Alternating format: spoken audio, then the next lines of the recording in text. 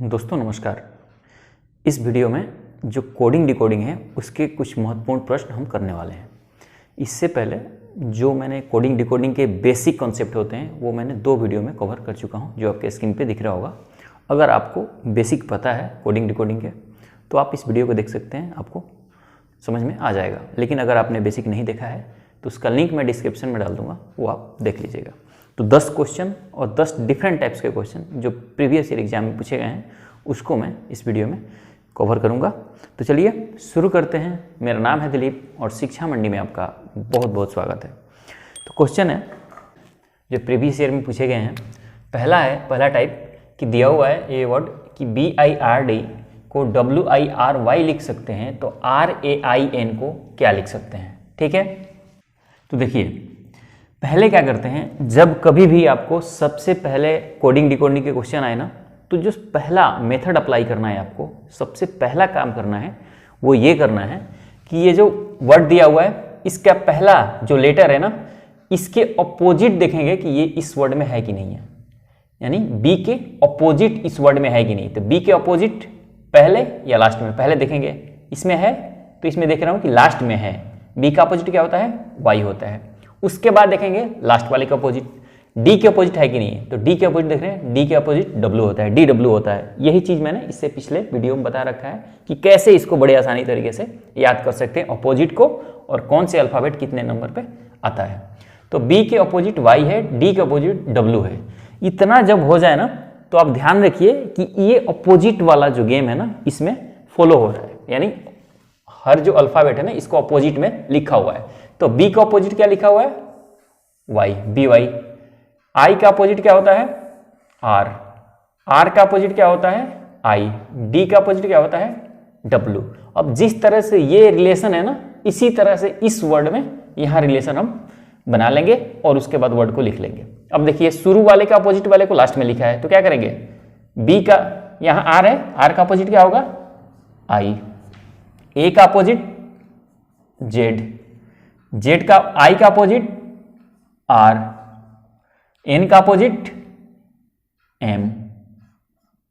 तो जिस तरह से BIRD का रिलेशन WIRY से है, उसी तरह से रेन का जो रिलेशन है RAIN वो MRZI से है। क्लियर है? मुझे उम्मीद है कि ये आप समझ गए होंगे। तो सबसे पहले आपको जैसे ही क्वेश्चन आए, पहले ये देखना है कि इसके अपोजिट इसमें कुछ है कि नहीं है। अगर अपोजिट है तो पहले ये देखेंगे कि ऐसा तो नहीं है कि इन सभी के अपोजिट करके इसमें आगे या पीछे लिखा हुआ है। तो सबसे पहले अपोजिट वाला चीज देखेंगे।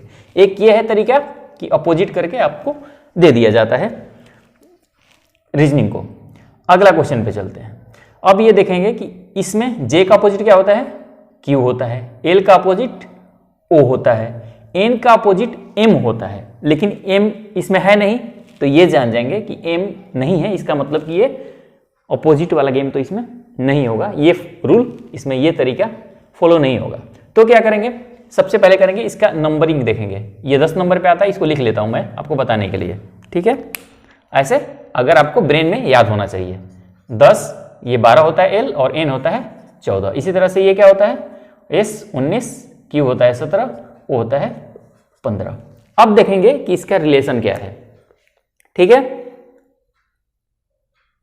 अब रिलेशन क्या है देखिए। 10 और 5 15 होता है, +5, 12 और 5 17 होता है, +5, और 14 और 5 19 होता है। यानी कि ये जो इसका पहला लेटर है इसमें प्लस जोड़ रहा है और लास्ट वाले को लिख देता है। ठीक है, और उसी तरह से उसी क्रम में आगे भी फॉलो होता है। तो उसी तरह से इसका पहला लेटर P है, तो P में 5 जोड़ेंगे तो P होता है 16। 5 जोड़ेंगे तो क्या होगा? 21। तो 21 नंबर पे क्या आता है? U आता है। कैसे याद करना है? इससे पहले वाले वीडियो में मैंने बता रखा है। R होता है 18, 18 में 5 जोड़ेंगे 23 होता है, 23 होता है W। T में T होता है 20, 20 में 5 जोड़ेंगे होता है 25, 25 नंबर पे आता है Y। यानी PRT को क्या लिख सकेंगे? YWU। तो एक ये टाइप हो गया जो अपोजिट करके वर्ड दिया जाता है। एक ये हो गया कि इसमें नंबरिंग करके और एक रिलेशन बनाया होता है, उस तरह से इसको सॉल्व किया जाता है। तो ये 2 टाइप आप सीख गए। मुझे उम्मीद है कि ये दोनों आपको समझ आ गया होगा। अब तीसरा टाइप पे चलते हैं। ये देखते हैं LNPR। तो मैंने क्या कहा कि सबसे पहले देखेंगे कि इसमें कहीं अपोजिट वर्ड है कि नहीं, इसके या इस किसी के भी। तो एल के अपोजिट है, नहीं है। एल का अपोजिट नहीं है, इसका मतलब कि अपोजिट वाला जो मेथड है ये इसमें अप्लाई नहीं हो रहा है। तो फिर क्या करेंगे, अब देखेंगे कि इसके नंबरिंग से कोई रिलेशन है कि नहीं है। तो इसमें क्या करेंगे, एल क्या होता है 12, एन होता है 14। ध्यान रखिए मैं आपको बताने के लिए लिख रहा हूँ, ये सारी चीजें ब्रेन में होना चाहिए कि जैसे ही मैं देखा कि एल 12 हो रहा है, टी होता है 20, तो 12 वाट 20 होता है। फिर ये एक होता है 14 होता है, ये वी होता है 22, 14 वाट 22 हो रहा है। तो ये आपको सारा कैलकुलेशन ब्रेन में करना है, और आप जब प्रैक्टिस करने लगेंगे तो ये आपको लिखने की जरूरत नहीं पड़ेगी और आप आसानी से ये चीजें आपके ब्रेन में बैठ जाएंगी। तो फिर भी मैं लिख देता हूं आपको बताने के लिए। तो एल होता है 12, एन होता है 14, पी होता है 16 और आर होता है 18, टी होता है 20, वी होता है 22, एक्स होता है 24 और जेड होता है 26। अब देखेंगे रिलेशन क्या है। देखिए यहां से 12 में 8 जोड़ेंगे तो क्या होगा 20 होगा, 14 में 8 जोड़ेंगे तो क्या होगा 22 होगा, 16 में इसी तरह से 8 जोड़ेंगे तो क्या होगा 24 होगा, 18 में 8 जोड़ेंगे तो 26 होगा। तो जैसे हर जो लेटर है ना उसमें 8 जोड़ के और लिख रहा है, तो फिर क्या करेंगे, ये एल में शुरू वाले में 8 जोड़ के शुरू में ये लिख रहा है, तो एन में 8 जोड़ेंगे, एन होता है 14, 14 में 8 जोड़ेंगे तो क्या होगा 22, तो 22 होता है भी। पी होता है 16, 16 में 8 जोड़ेंगे तो होता है 24, तो 24 को क्या लिखेंगे एक्स। आर होता है 18, 18 में 8 जोड़ेंगे तो होगा 26, 26 नंबर पे होता है जेड। ये टी होता है 20, 20 में 8 जोड़ेंगे तो होता है 28, और लेकिन 26 तक लेटर होता है हमारा, 26 पे जेड आ जाता है। उसके बाद ए बी की गिनती शुरू कर देंगे फिर से, तो ए और बी जोड़ेंगे, वो 6 तक हो गया और 2 ये हो गया 8, यानी 8 नंबर पे क्या आएगा टी से बी आ जाएगा। तो जिस तरह से एल एन पी आर को टी भी एक्स जेड लिखते हैं उसी तरह से एन पी आर टी को भी एक्स जेड बी लिखेंगे। तो जो रिलेशन ये पहले टर्म में फॉलो होता है उसी को अगले टर्म में आपको फॉलो करना होता है, इस तरह के रीजनिंग में। क्लियर है? मुझे उम्मीद है कि ये 3 आप समझ गए होंगे। आइए अब अगले क्वेश्चन पे चलते हैं। चौथे टाइप, सी ए टी को डी ए वाई लिखते हैं। तो मैंने क्या कहा, सबसे पहले देखेंगे कि अपोजिट इसमें कोई लेटर है कि नहीं, ये पहले वाले में। तो सी का अपोजिट होता है, क्या होता है, सी का अपोजिट होता है एक्स, तो एक्स तो इसमें है नहीं, इसका मतलब कि अपोजिट वाला मेथड इसमें काम नहीं करेगा। तो फिर क्या करेंगे, अब लिखेंगे ये सी क्या होता है 3, ए होता है 1, टी होता है 20, ये होता है 4, ये होता है 4, ये होता है 25। फिर क्या होगा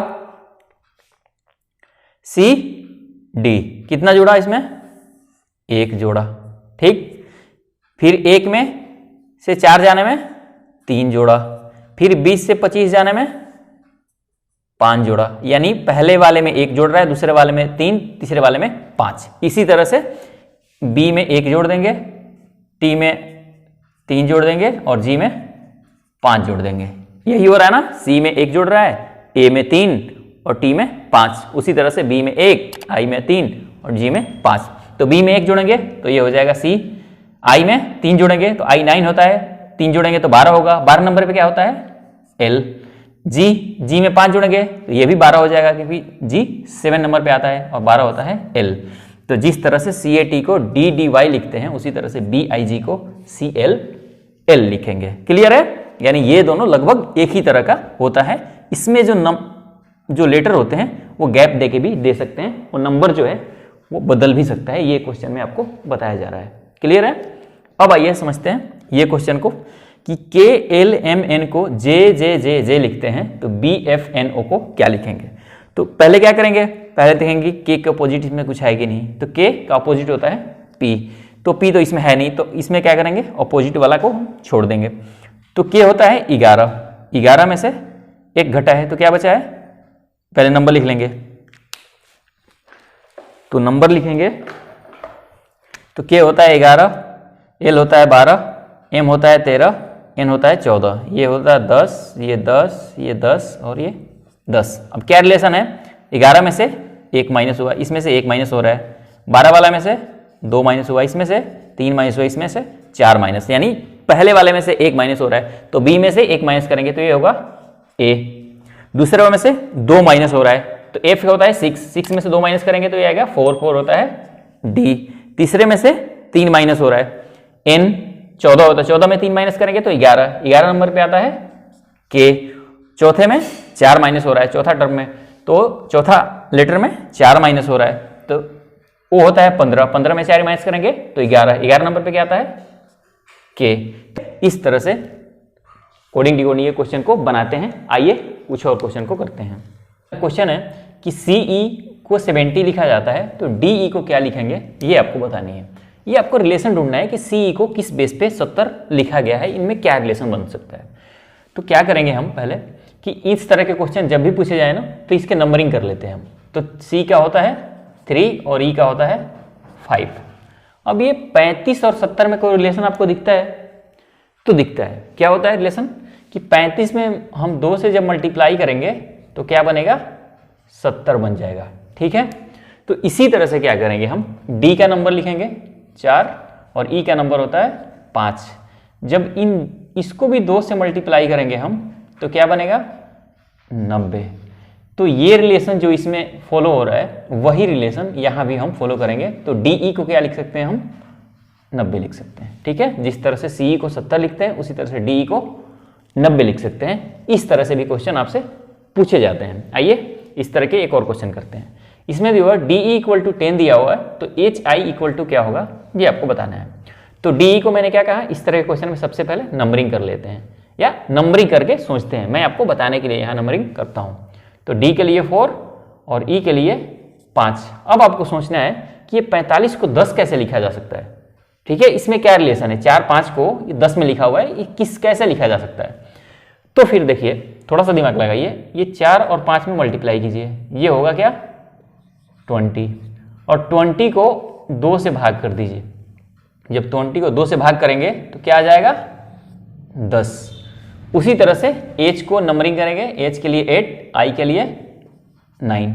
जब मल्टीप्लाई करेंगे तो ये आएगा 72।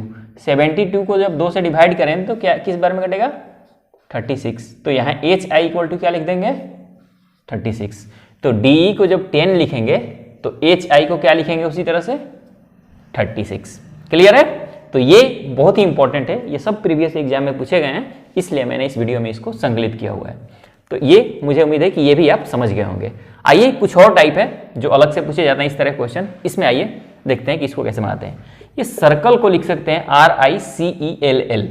इसका मतलब कि कई बार रीजनिंग पूछ लिया जाता है कि ये जो लेटर है ना ये सेम ही होता है इसमें भी, अगले टर्म में भी, लेकिन क्रम बदला होता है।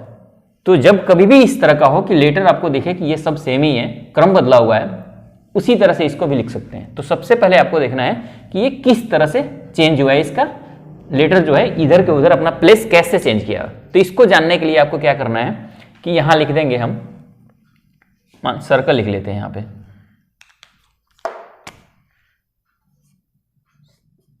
ठीक है। अब क्या लिखा है RI, इसको नीचे लिख देते हैं दूसरे टर्म को जो इसको जिसमें लिखा गया है, जिस कूट में ये ELL। क्लियर है। अब इसको मिलाएंगे तो देखिए क्या लिखा हुआ है, क्या हुआ है, R को यहां लिखा हुआ है, C को यहां लिखा हुआ है, I को यहां लिखा हुआ है, E को यहां, C को यहां और L को यहीं पे लिखा हुआ है, ठीक है, ये C है।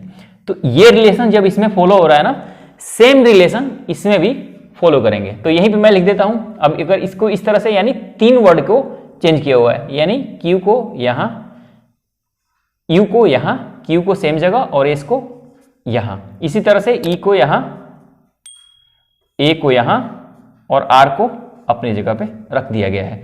तो ये रिलेशन बनता है, यानी U क्या लिख सकते हैं इसको, U Q S E R A।